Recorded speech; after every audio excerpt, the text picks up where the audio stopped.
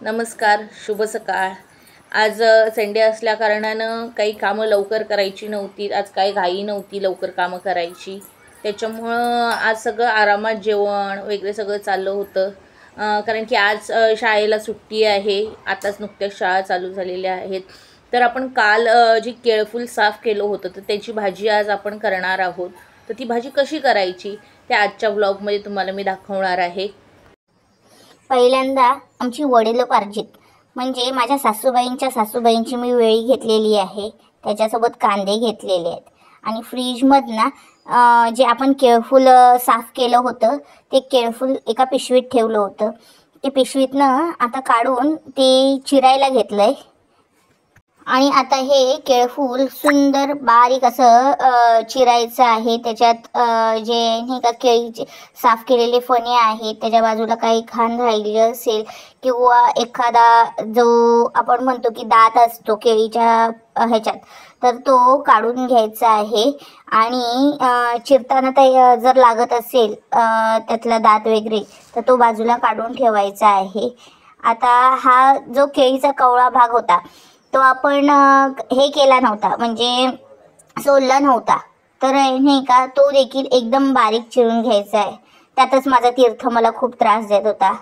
त्यातच तो त्यातलं केळफूल घेत होता आणि थोडं थोडं खात होता आणि त्याच्यामुळे मी त्याला ओरडत होते.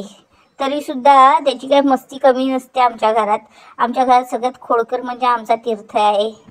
आणि हे सगळं झाल्याच्या नंतर मग मी ती भाजी पाण्यात घातली, चांगली व्यवस्थित साफ केली आहे आणि धुवून घेतलेली आहे. आणि आता ही भाजी मी कुकरमध्ये शिजायला घालणार आहे. तर ती जी पाण्यातली साफ केलेली भाजी मी कुकरमध्ये थोडं पाणी टाकून घेतलं आणि त्याच्यानंतर जी भाजी साफ केली होती आणि ती बारीक चिरून घेतली होती ती कुकरमध्ये टाकून घेतलेली आहे. आणि ती 3 शिट्या काढल्या तरी खूप झाल्या. केळफुलाची सगळी भाजी मी कुकरमध्ये टाकून त्यात हळद टाकलेली आहे थोडी आणि त्याच्यानंतर त्याच्यात थोड्या प्रमाणात असं नाही का 2 ते 2.5 चमचे तेल टाकणार आहे, मीठ टाकणार आहे. मीठ टाकल्याने काय होतं की भाजीला पूर्णतः ते मीठ लागतं. भाजी उकळून घेतल्याच्या नंतर मग मी एक गॅसवर कढई ठेवलेली आहे जी आमची जर्मनची कढई आहे ती ठेवलेली आहे. आणि त्यातमध्ये नाही का ती पहिलं म्हणजे तापली आहे का बघितली आणि त्याच्यानंतर मग त्याच्यात 2 ते 2.5 चमचे तेल टाकायचं आहे. मी माझ्या अंदाजाने टाकलेलं आहे कारण की मला अंदाजे तेल टाकून म्हणजे जमतं. त्याच्यामुळं त्याच्यात मी माझं अंदाजाने तेल टाकलेलं आहे. तेल चांगल्या पद्धतीने असं गरम झालं पाहिजे आणि मगच त्याच्यात राई आणि जिरं टाकायचं आहे. मी राई आणि जिरं माझ्या मसाल्याच्या डब्यात एकत्र करून ठेवते. त्याच्यामुळं मला जास्त राई पडली किंवा जास्त जिरं पडलं असं कधी होत नाही कारण की मी ते समसम प्रमाणात माझ्या मसाल्याच्या डब्यात ठेवते. त्याच्यानंतर राई आणि जिरं तडतडायला लागलं की त्याच्यात जो मी मोठा एक कांदा घेतला होता तो टाकलेला आहे. आणि नाही का ह्या भाजी जेवढा जास्त कांदा असेल तेवढी भाजी छान आणि रुचकर लागते. त्याच्यामुळं मी खूप मोठा माझ्याकडे कांदा होता तर सगळे तो घेतलेला आहे आणि तो आता नाही का भाजून घेते आहे. तो सुंदर असा सोनेरी कलर येईपर्यंत व्यवस्थित असा भाजून घ्यायचा आहे.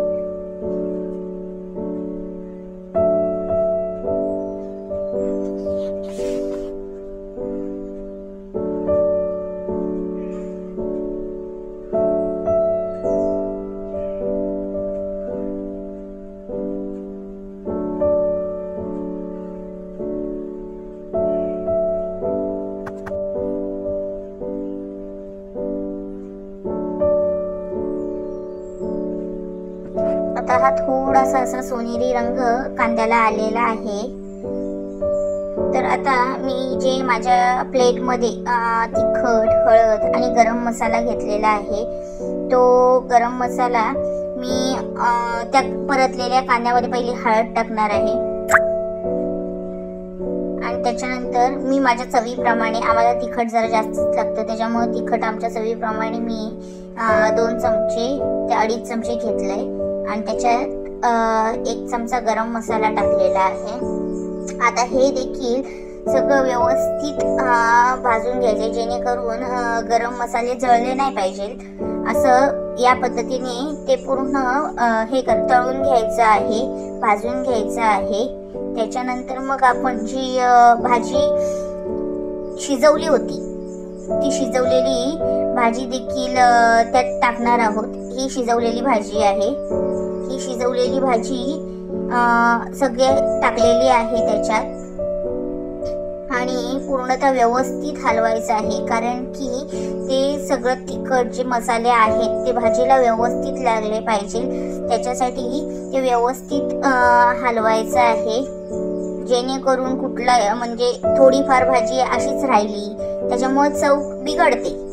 त्याच्यामुळं ती पूर्णतः व्यवस्थितरित्या हलवून घ्यायची आहे भाजी.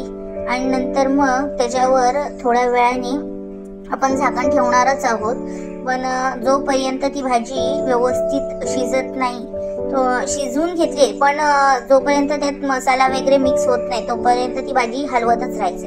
आणि हे मी नुकतंच ताजं तिळकूट केलं होतं.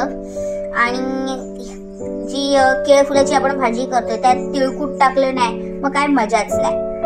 त्याच्यामुळं आपण त्याच्यात तिळकूट टाकून घ्यायचं आहे आणि तिळकूट टाकल्याच्या नंतर परत एकदा ती हलवून घ्यायची आहे, व्यवस्थित हलवून घ्यायची आहे.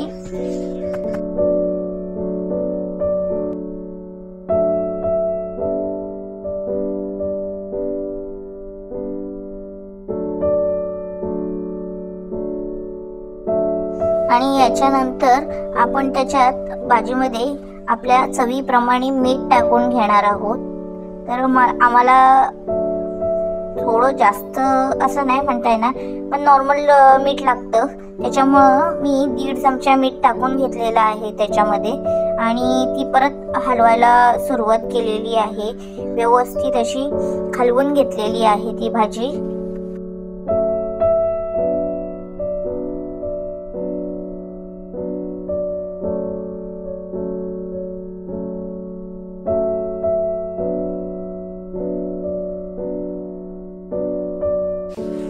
आता ही भाजी पूर्णतः खायला तयार आहे. तुम्ही देखील घरी करून पहा.